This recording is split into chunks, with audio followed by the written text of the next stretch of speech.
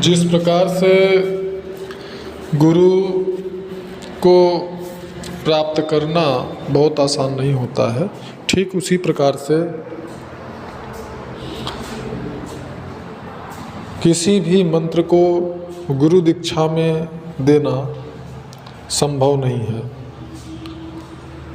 क्योंकि गुरु दीक्षा में किस मंत्र को दिया जा सकता है यह अत्यंत महत्वपूर्ण है कि आप किस मंत्र को गुरु दीक्षा के रूप में दे सकते हैं। ऐसे ही उठा करके आप किसी भी मंत्र को गुरु दीक्षा में नहीं दे सकते। अगर किसी व्यक्ति ने किसी मंत्र को सिद्ध किया है तो ही वह उस मंत्र को गुरु दीक्षा में दे सकता है, अन्यथा वह उस मंत्र को गुरु दीक्षा में नहीं दे सकता है। इसलिए कभी भी अगर यह जानकारी की बात अगर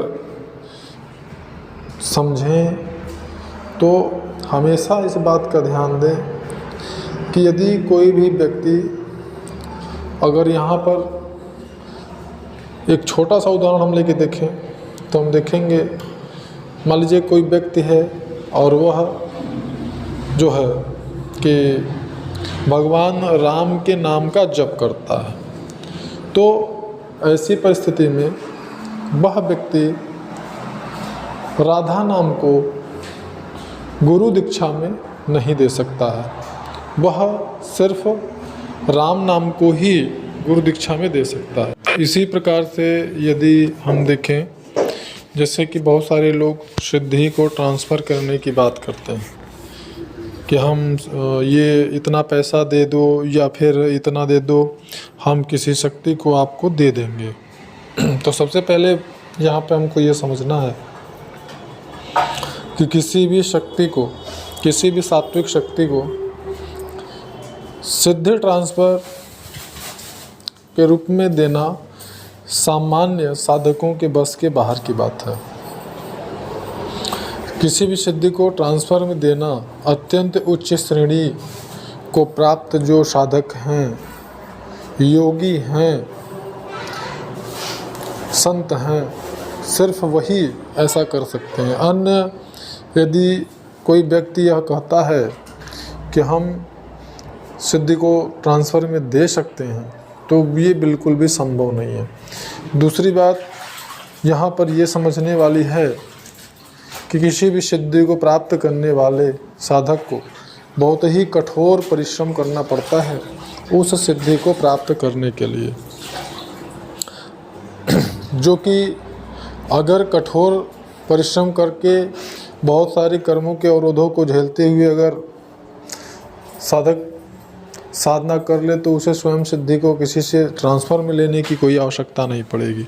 लेकिन यदि वह कठोर परिश्रम सामान्य सभी व्यक्तियों के जो है बस में नहीं है तो फिर इसीलिए लोग जो है कि सिद्धि को ट्रांसफ़र में लेने की ख्वाहिश रखते हैं।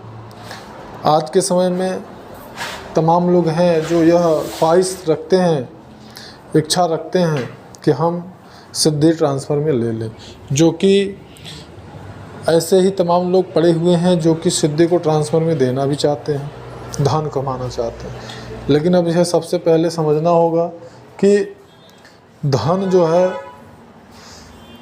प्राप्त करके अगर सिद्धि को ट्रांसफ़र में दिया जाता है तो जो देने वाला है ऐसा बिल्कुल भी नहीं है कि वह सिद्धि को देगा अगर किसी को, तो सबसे पहले एक निश्चित मात्रा में उसके कर्मों को वहन करेगा।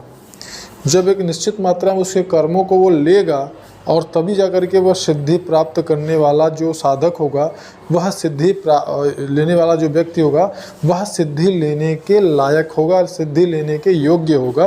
क्योंकि सिद्धियाँ किसी को भी ऐसे प्राप्त नहीं होती हैं। सिद्धियों को प्राप्त करने का प्राकृतिक और कर्मों का दोनों विधान है। जब तक आपके कर्म एक निश्चित मात्रा में नष्ट नहीं होते हैं तब तक किसी भी साधना में आपको सफलता प्राप्त नहीं होती है।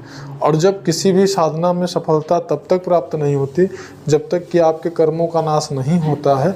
तो फिर ऐसी परिस्थिति में आप सिद्धि को कैसे प्राप्त कर सकते हैं। तो मूर्ख बनना या मूर्ख बनाना एक अलग विषय हो गया।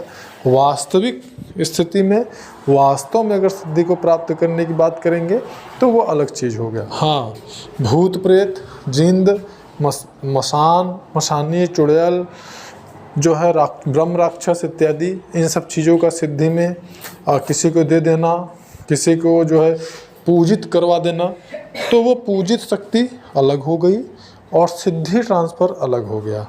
पूजित जो शक्तियाँ होती हैं वो निम्न स्तर की शक्तियाँ होती हैं, बहुत ही क्षुद्र शक्तियाँ होती हैं, जिनको कि हम तामसिक शक्ति या बुरी शक्ति कहते हैं। यह शक्तियाँ पूजित शक्तियाँ होती हैं। अगर कोई इनको पूजना, मतलब इनको सिद्ध करना बड़ा आसान होता है। 10 दिन 11 दिन की साधना में, 2 दिन 4 दिन की साधना में लोग इनको सिद्ध कर लेते हैं, ये बड़े जल्दी सिद्ध हो जाए। लेकिन जो सिद्ध करने वाले हैं या इसको जो पूजित को जो है स्वयं ग्रहण करने वाले हैं, ये उनका सर्वनाश भी कर देते हैं, मरने से पहले भी और मरने के बाद भी उनका जीवन ये नरक बना देती हैं। तो ये समझने की बात है। और ऐसे ही अपना धन बर्बाद करने से, स्वयं परेशान होने से आप अपनी सुरक्षा स्वयं करें। धन्यवाद।